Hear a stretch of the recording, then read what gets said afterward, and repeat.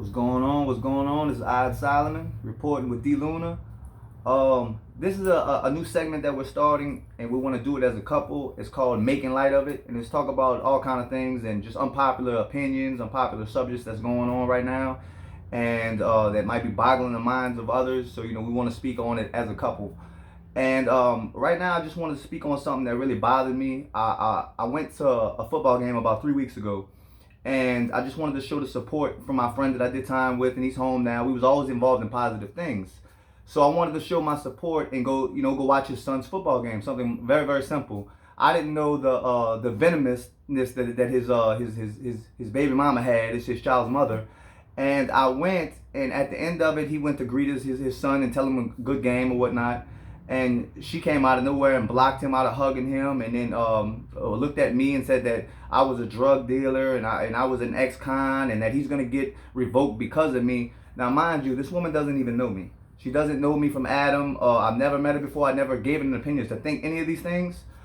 Well, I let it go, and I thought, I'm used to that. I'm used to being stigmatized and being judged by the way that I look or by my past or my felony convictions or whatnot.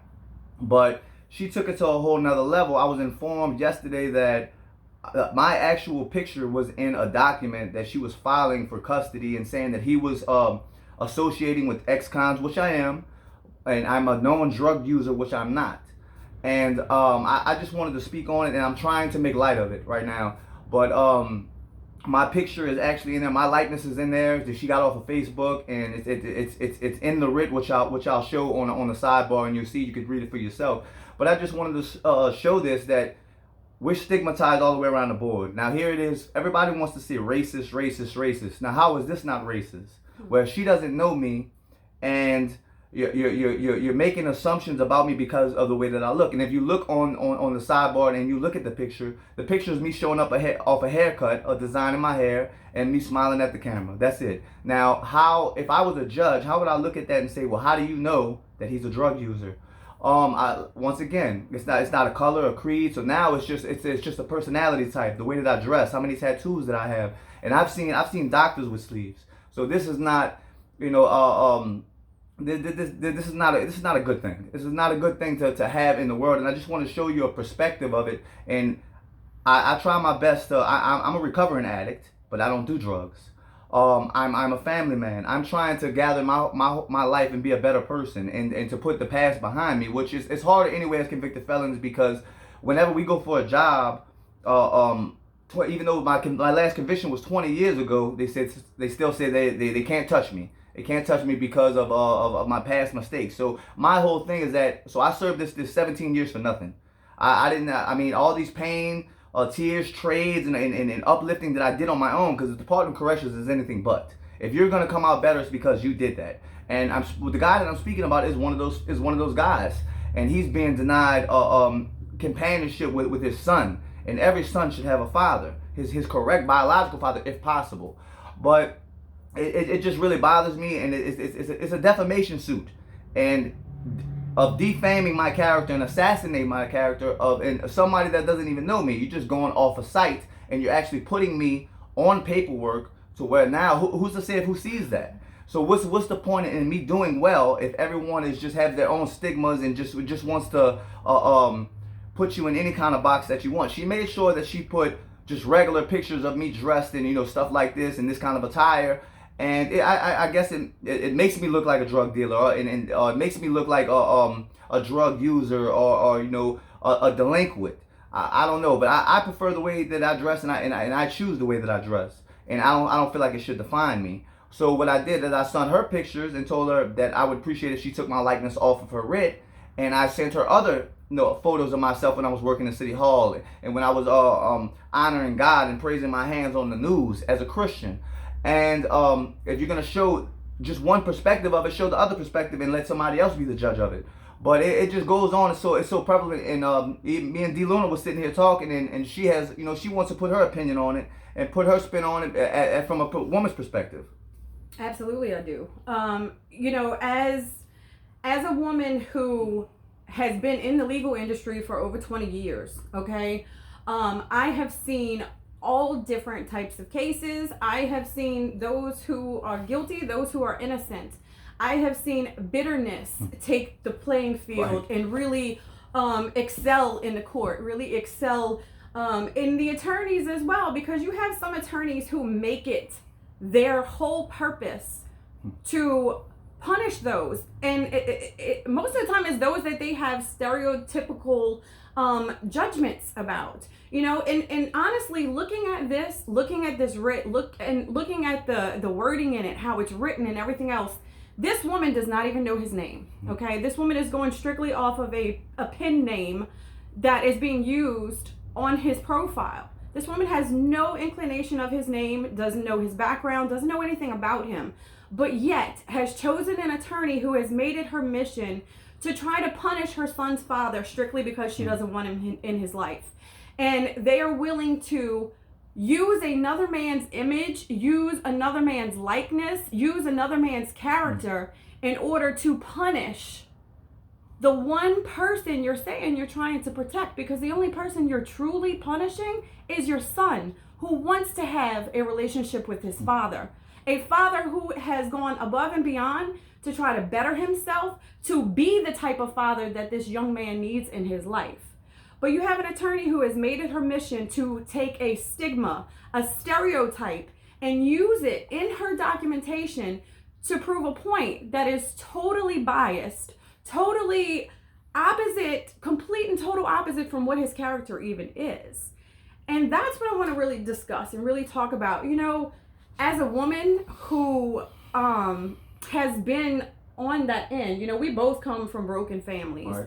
We both come from absent fathers. So we know what it's like to, the family dynamic, how important that family dynamic is, and how important it is to have an active father, a good father, mind you, in a child's life. And this woman is going above and beyond to prevent that from happening. But how many women actually do that? How many women, how many of you can say that you're truly standing in your integrity when you're keeping your children's fathers away? How many of you are doing that because these fathers are actually bad fathers? Or are you doing that because you're bitter? Are you doing that because you're angry and you're using your children as pawns strictly to get back at your ex or at your child's father? Because in this particular case, that's obviously what's happening. And it's a lot going on, because like I said, I suffer from this, dealing with my child's mother, and she straight out told me the reason why I don't see my son as much as I should, and he can't come over is because of D. Is because she doesn't want another woman holding him. Right. And I'm just lost for words with that. So I wind up not having a son, which it's a touching subject for me, and it's hard because it's just like a piece of my heart is missing, and I can't substitute it with anything else. And it's ironic in a lot of ways, because here I am being a good person and a good father and a good stepfather, but I can't be the man to my own son that looks just like me. And it's bitterness, and it's deceitfulness, and it's using kids as a pawn, but you're really hurting them. You're hurting them indefinitely for the future. So it's like, when does it stop? Because like I said, in this situation, I'm trying my best. I'm an innocent bystander in every sense of the word right now, because I'm trying to support their son. It's not just Justin's son. And I'm just trying to support him at the same time, and giving them positive feedback on what to do and what not to do. And here I am being painted as the villain. And all I was doing was trying to help. But this just shows me how much hate's in the world, and it really needs to be talked about. And it really needs to be like open up a dialogue, because you're hurting the children, and we can't break a generational curse like that. And it has to be talking bad about the father. It's like me talking bad about the mother to my son. And, I went through that. I come from a broken home, and I was always told negative things about my mom by my dad, and vice versa, which you don't do that to a child, because they don't understand, and you put them in this tug of war thing to where they don't know where to go, and they wind up turning to the streets. I know that's what I did, but it just, the dialogue really just needs to be open. And I'm really upset about this, because I'm trying my best to be the best person I can be, and I already have all these obstacles stacked against me. And I for this just to come, it's all out of left field, and I know that it's just the devil. And I praise God, and I know that everything happens for a reason, and it's always for my greater good. So it's just hard to make light of this, like we're doing right now. But it's a test of faith. Yes, it's a test of faith, because anytime you're about to really succeed in a major way, that's usually when the biggest hurdles come about. And this is something that's important. This is something that's truly important to the future generations, because it's rampant. It happens everywhere. I mean, take a look on Facebook. You'll see how many posts do you see where this one's discussing, there's no respect. There's no the mother of my children. It's my baby mama or my baby daddy. There's no respect for the person that you chose to lay down and procreate with, mind you. Okay? Don't take your bitterness and resentment out on your child. Your child is not a pawn in a game of chess. It's not meant to be used to hurt the other parent. You guys have to come to some kind of happy medium, some kind of middle ground, a neutral ground where it's all about your child. It's all about the betterment of your child. Do not deny your child an opportunity to have a relationship with a loving parent, even if you can't. Right. And grow up. I agree, and people don't realize the domino effect that this has, and so many people are insecure in their relationships, and like I said, it's the baby mama, the baby daddy, and I try to have the utmost respect for her, because she is, speaking on my child's mother, she is a good mother, but in the aspect of taking care of my child, but keeping him from me, that's what makes you a horrible parent, and I would never do that to anybody. And I'm not asking to take him away. I'm just asking to be in his life more.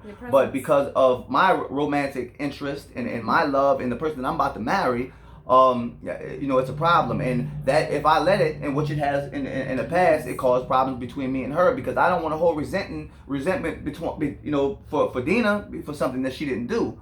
So it's left with me with a hole in my heart, and my son with a hole in his heart that he might not even realize he has yet, because he has a father that loves him, but we just can't meet. We can't meet, and I know that it's all in God's timing, but still it starts. We have to take that step now to actually start being more mature about the situation, being more emotionally mature about the situation, and dealing with it correctly. Because all right, even just with this instance with me, I can let it, deter me from what I'm trying to do, and trying to be positive, and trying to be this person. Because when everyone thinks that you're shit, I'm sorry for my French, but everyone thinks you're shit. It's hard to be good. It's hard to be good, even if that's all you want in the world, because you have the opinion of everyone else in the masses that believe you're a certain way. And these people don't even know you. My prime example of this woman, and her name is Jessica Morehouse. And she doesn't even know me, never met me. She seen me one time, and she concluded what she thought of me already. Based on your presence Based alone, on my presence. your appearance. That's it. And like I said, it has to stop somewhere. And it's going to take for adult relationships and adult maturity among adults in order for this generation to actually thrive and actually be the game changer. And the only way we can break this generational curse if we do this. Right. So I just come to y'all from a place of love, and I hope that this might open up a dialogue within your family. And if you're guilty of these things, or if you're being penalized like I am, I just hope it gives you a different mindset, and I hope that it makes people come together, and take the stigma off of things. Guys, we're in the 21st century. We're almost in 2021. Like, come on. People have tattoos.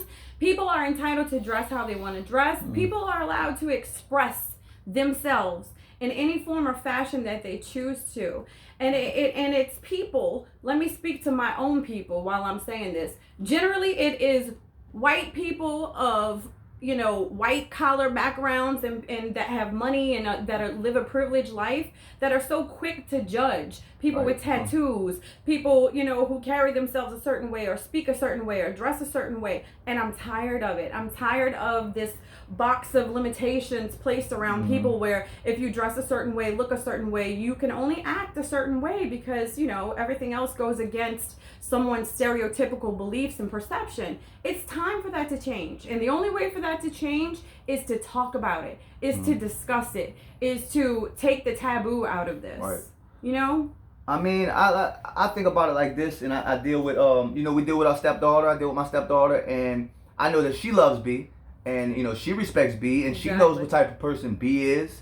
But and my family and the people close to me, but that is enough. Don't get me wrong, but if I'm gonna be in this world, I want to be accepted by this world for the things that I'm doing, not because of my past or because someone has a personal vendetta because I'm not romantically involved with them and I moved on. That doesn't have nothing to do with my character, you know. And that's why I put these videos out there, and that's why we're trying to raise the collective. We're trying to raise the vibration of the collective, and we're trying to make love your religion. That's why we're making light of it. And if you think of that phrase, a lot of times it's been heard. You never really think about it. You're making light of it.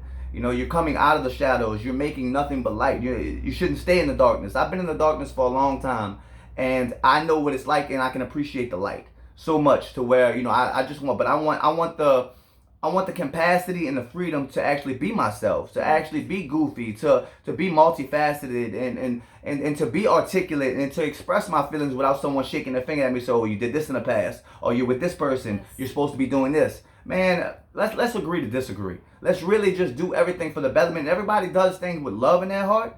You see how things change. If you look at people, this is what I had to do. Because I got mad and I got angry and I almost handled it the old way. But and spoke to this woman or text her and and cursed her and all this. But all that would have did would reaffirm what she already believes in me. Exactly. So I just went to her articulately and passionately and said, look, I would appreciate if you took my likeness off of this. You don't know me. You're wrong for this. I'm saying I did not appreciate it.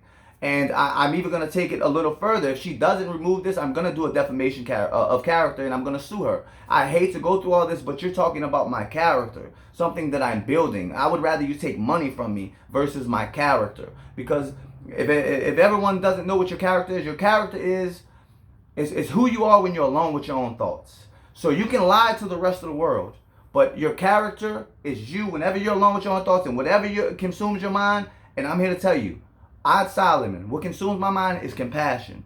It's helping people. It's education. It's children. It's animals. Despite how I look, I don't have any disgruntles or any aggression towards anybody. Even my child's mother that holds him, from me. Right. But it makes us to where, as convicted felons, and we have a past. It beats us down even more. And the meek shall inherit the earth.